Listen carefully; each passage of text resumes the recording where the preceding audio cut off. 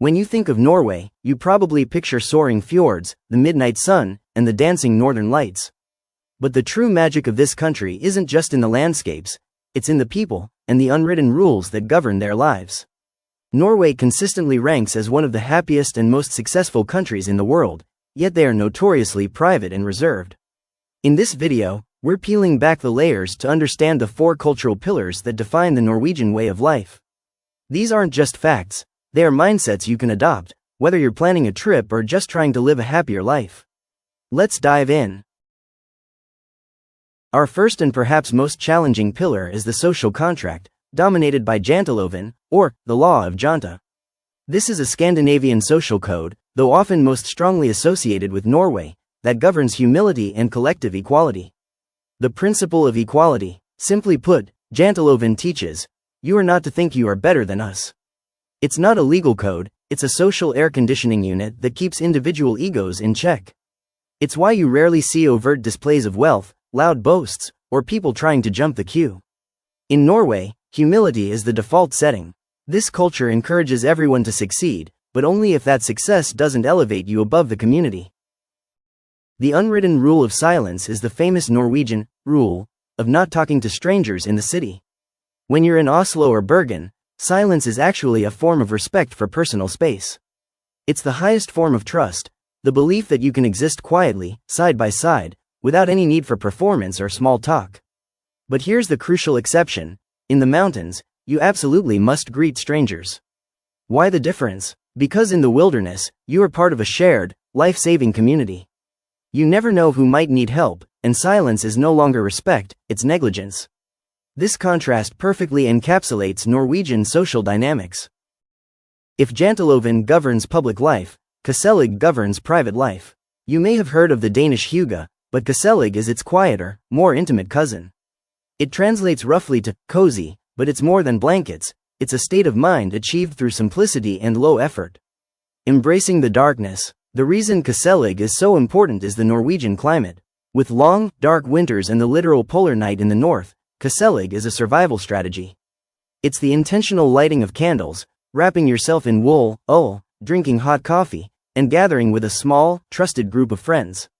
It's about turning the harsh outside world into a warm, safe bubble. You can experience koselig alone, too, curling up with a good book and a crackling fireplace. The visual language is key: soft lighting, natural wood, and zero clutter. It's an embrace of simplicity over luxury, and it's essential for maintaining mental well-being when the sun doesn't rise. No matter how cozy life gets indoors, the Norwegian spirit is ultimately defined by friluftsliv, the free air life. This is the profound, spiritual, and legal commitment to spending time outdoors. The right to roam and cabin culture. The legal backbone of this pillar is allemannsretten, or the right to roam. This law grants everyone the right to walk, camp, 2 nights maximum, swim, and forage on all uncultivated land. This means nature isn't locked away, it's a shared resource for everyone's mental and physical health. This is a massive gift to the Norwegian people. This leads to hytte culture, cabin culture. The hytte is not a luxury villa, it's often a rustic cabin, sometimes without running water or electricity. It's a deliberate escape from modernity to simplify life. When a Norwegian goes to their hytte, they are fulfilling their friluftsliv obligation. They are connecting with their national identity, fishing, skiing, and hiking. Remember the motto: there's no such thing as bad weather, only bad clothes. Rain, snow, or sun, the outdoors is non-negotiable. Our final pillar is the reason all the others work: high trust and the social safety net. This is the economic and political foundation. Yes, Norway is expensive, but that high cost funds a system built on security, free higher education, highly subsidized childcare, and generous parental leave mean that while you pay high taxes, the stress and risk associated with major life decisions are removed. The social system breeds trust. When you know your neighbor, your colleague, and even the government has your back, you don't need to put up a flashy front. Thanks, janteloven. You see this trust everywhere. People leave babies sleeping outside in strollers, and the crime rate is incredibly low. This collective security allows individuals to focus on their personal happiness, their koselig, and their connection to nature.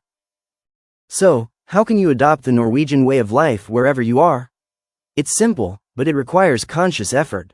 Practice hit a mode once a week, commit to a tech-free, simple afternoon. Read, cook, or go for a walk, no scrolling allowed. Adopt the mountain greeting. Look people in the eye. Extend that small, genuine nod of acknowledgement to a stranger when you feel it's safe to do so. Embrace the weather. Stop waiting for perfect weather to go outside. Invest in one piece of good waterproof gear and commit to 30 minutes of friluftsliv every day. Check your janteloven. The next time you feel the urge to brag or compare, practice a moment of quiet humility instead. Celebrate the group, not just yourself. Thank you so much for joining me on this deep dive into the Norwegian mindset.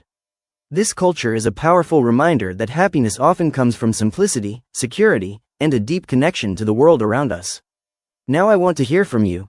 Tell me in the comments, are you adopting the quiet solitude of janteloven, or the rugged individualism of friluftsliv?